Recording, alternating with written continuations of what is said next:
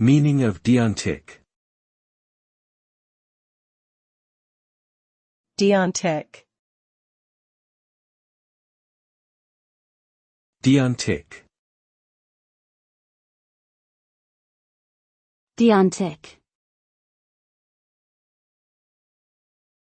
Deontic.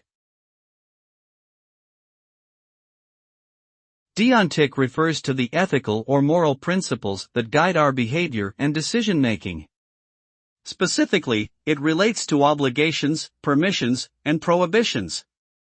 These are normative statements that dictate what actions we ought to take, what actions we may take, and what actions we must not take in certain circumstances.